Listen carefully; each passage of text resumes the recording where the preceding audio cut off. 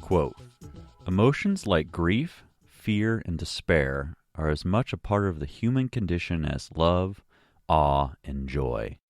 They are our natural, inevitable responses to existence, so long as loss, vulnerability, and violence come with the territory of being human. These are the dark emotions, but by dark, I don't mean that they are bad, unwholesome, or pathological. I mean that as a culture we have kept these emotions in the dark, shameful secret and unseen." Unquote. Hey folks, so here we are, the final episode of the first season of The Equation, a biologist's inquiry into love, spirituality, and social justice. The introductory quote is by a great thinker on the subject of darkness, Miriam Greenspan. I'm ending with a glimpse of how I dance with my darkness in order to obtain some emotional freedom. The following is taken from writing that I did during my retreat. I came to a cabin in Maine during February for some privacy, because who really wants to see a grown man cry? And I invited my brother to come up with me for the first part of it because I love and I trust him, and he's funny as fuck, and he has a mischievous streak in him that I adore. And sure, he gets away with it because he's white as fuck, but isn't mischief a human right? Not a God-given one, but one that deserves nurtured in our beautiful selves? We both fucking love the snow and the cold and wood-burning stoves and the stillness and the whole wonderful mess. We had a ball touring around quaint as fuck Maine, as we dubbed it. I dropped him off at the airport, and he wished me luck in my endeavor. I told him as much about it as I allowed myself, and we hugged. I pulled away after a few seconds because it felt like that's what the normal time for two men hugging in public should be. And he rebelled against this, pulled me in closer, embraced me, and said, "I love you," and kissed me on my cheek. As I pulled away, I contemplated on how I'm supposed to be the intellectual brother. I'm supposed to know how to properly buck bullshit social norms. Yet here I was, yet again, getting humbled by my brother. I went to the store and bought expensive, healthful food in which to nourish my body during what proved to be an intense experience, all the while guilt dripping off every ounce of me because I could afford such life-sustaining simple things as an apple that hasn't been doused with poison. I went back to the now deafening quiet of a secluded cabin that some friends were kind enough to rent me. I'm a scaredy cat beyond belief, and for those of you that know me and all the crazy situations I have put myself in over the years, this would be hard to believe, but I don't like swimming in pools alone, and I'm terrified of spirits, of what I can't intellectually understand. So I burn some sage and hate myself for being such a hippie, and oh, how ridiculed I would be from the scientific community. But instead of this time letting this cripple me, I just acknowledge it and get back to the business of asking any spirits that are not here out of kindness, that have any ill intentions, to please take a hike. That I love you, but I would like to invite any and all healing spirits that would like to commune with me to please feel free to. There's spring water in the jugs and peanuts on the table if you're interested. And I laugh at myself for how absurd I am, but I don't let it stop me, not this time. And I stoke the fire, and I pace back and forth. This has a powerful calming effect on me. And I write, and I rebel against all of my conditioning, and I tell myself, it's okay to cry, Jonathan. It doesn't mean you're any less of a man. And I wrap myself up in my black smoking jacket with red velvet trim to aid in the creative process, to aid in not taking myself so goddamn serious.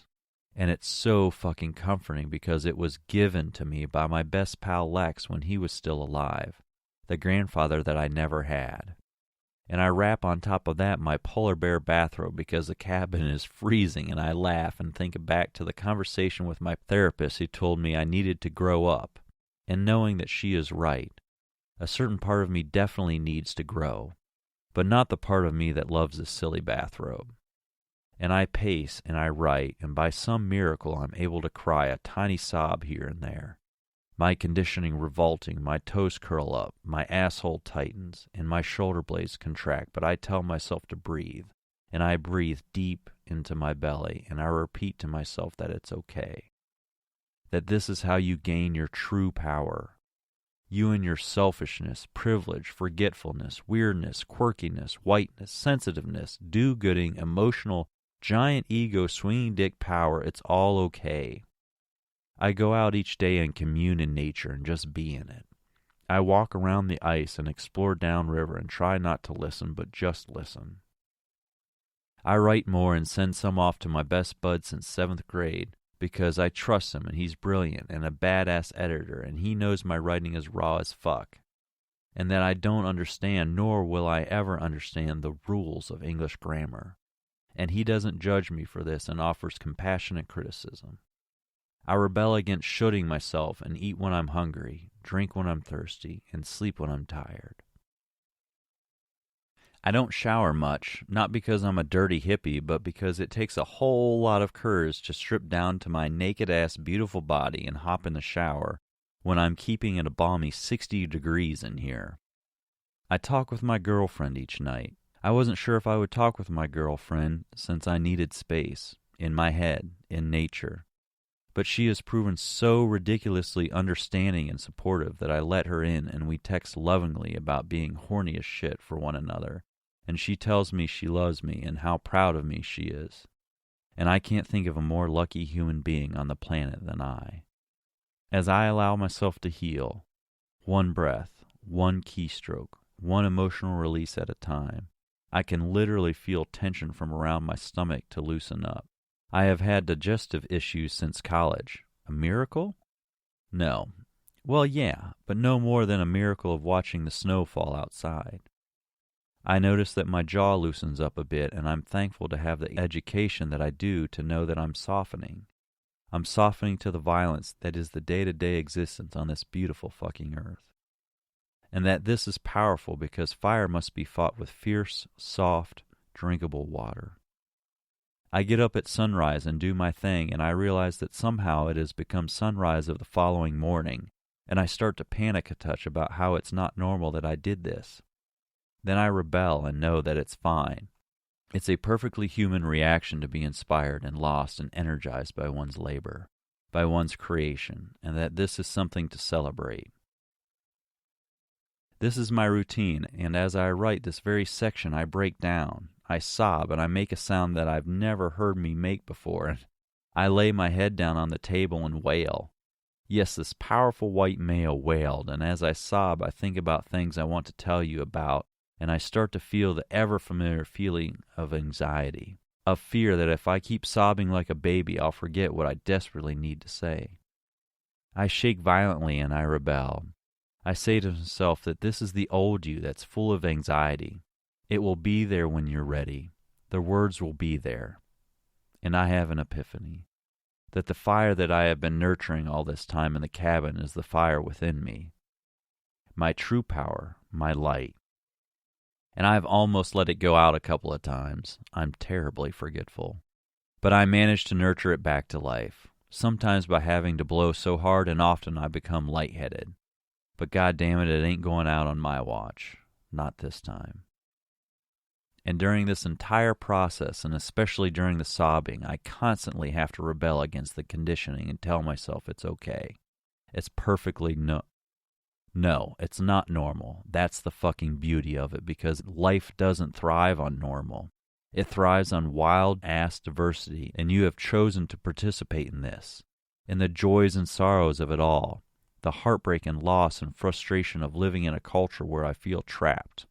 But goddammit, you choose to dance and we're dancing. There's nothing to fear, not your ego, jealousy, greed, none of it.